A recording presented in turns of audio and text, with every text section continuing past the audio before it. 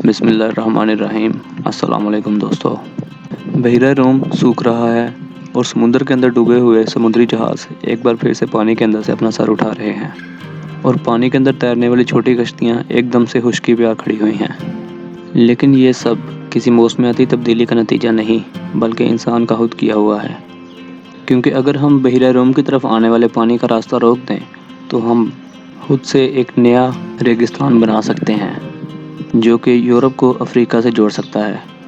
پانی کے خشک ہو جانے کی وجہ سے یہ نیا پیدا ہونے والا خطہ نہ صرف عالمی تجارت کے لیے ایک اہم راستہ فراہم کر سکتا ہے بلکہ ایک توانائی کا ذریعہ بھی فراہم کر سکتا ہے جس کی آج کل دنیا کو سب سے زیادہ ضرورت ہے۔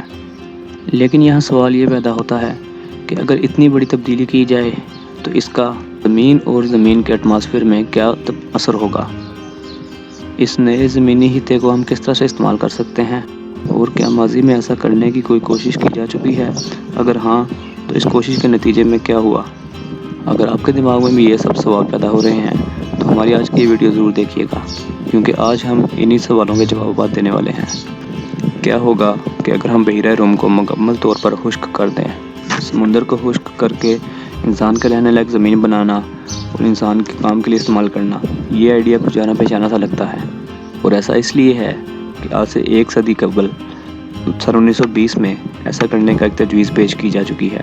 سن 1920 میں ایک جرمن آرکیٹیکٹ جرمن سوگو نے یہ تجویز پیش کی، لیکن اس پر کبھی بھی عمل نہ کیا جا سکا، کیونکہ اس وقت نہ ہی پوری دنیا میں اتنا کنکریٹ موجود تھا کہ اتنا بڑا ڈیم بنایا جا سکے کہ جس سے بحیرہ روم کی طرف آنے والا پانی کا راستہ روکا جائے۔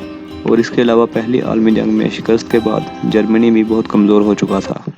لیکن اب وقت تبدیل ہو چکا ہے اور آج دنیا کو اگر کسی چیز کی ضرورت ہے تو وہ ہے بار بار استعمال کیے جانے والی توانائی کے ذریعے۔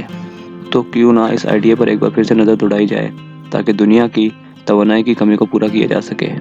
اور ایسا کرنے میں کیا مشکلات پیش آ سکتی ہیں؟ بحیرہ روم میں سے سارا کا سارا پانی نکالنا کوئی بھی آسان کام نہیں ہوگا۔ اس کا علاقہ تقریباً 25 لاکھ کلومیٹر تک پھیلا ہوا ہے اور پانی کی اوسط گہرائی تقریباً 500 کلومیٹر تک ہے۔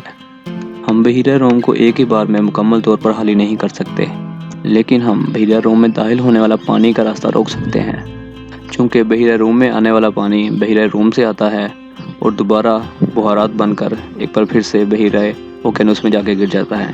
اگر کسی طریقے سے ایسا ممکن ہو جائے کہ پانی کا بخارات بن کے اڑنے کی رفتار زیادہ کر دی جائے اور مزید پانی بحیرہ روم میں نہ آنے دیا جائے تو ایسا ممکن ہے۔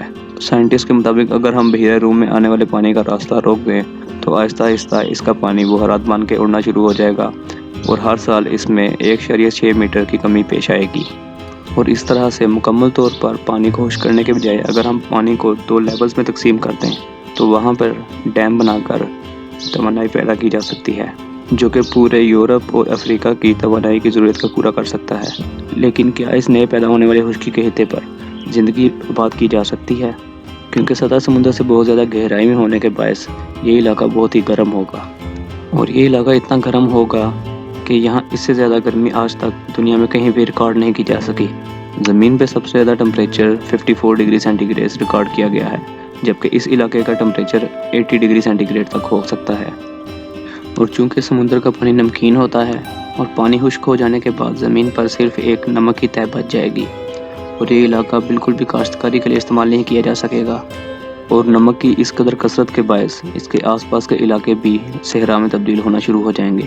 یورپ اور ترکی میں خشکی بڑھے گی اور اس کے نتیجے میں بارش کی کمی کا سامنا کرنا پڑے گا، جو کہ نہ صرف اس نئے پیدا ہونے والے خشکی کے خطے بلکہ پورے یورپ میں بھی ایگریکلچر کو متاثر کرے گا۔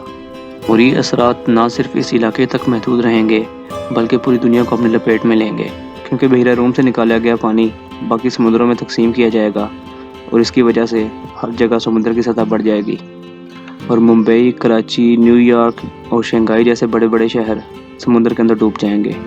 اور اتنی بڑی قیمت دے کر ایک نیا صحرا پیدا کرنا بالکل بھی سمجھداری نہیں ہے، اور اگر ہم عالمی تجارت کے لیے ایک نیا راستہ چاہتے ہیں تو اس کے علاوہ بھی کوئی اور راستہ ڈھونڈا جا سکتا ہے۔ لیکن یہ سب صرف ایک تھیوری ہے اور اس پر عمل کرنا اتنا ہی مشکل ہے کہ جیسے پوری دنیا کے حکمرانوں کا ایک پوائنٹ پر اکٹھا ہونا، جو کہ مستقبل قریب میں ہوتا نظر نہیں آتا۔ تو دوستو، یہ تھی ہماری آج کی ویڈیو۔ اگر آپ کو یہ ویڈیو اچھا لگا تو ہمارے چینل کو سبسکرائب کیجیے اور مزید اس طرح کی انفارمیٹیو ویڈیوز دیکھنے کے لیے ہمارے چینل کو سبسکرائب کر لیں۔ اب میں ملوں گا آپ سے ایک نئی اور انفارمیٹیو ویڈیو کے ساتھ، تب تک اپنا بہت سا خیال رکھیے گا۔ اللہ حافظ۔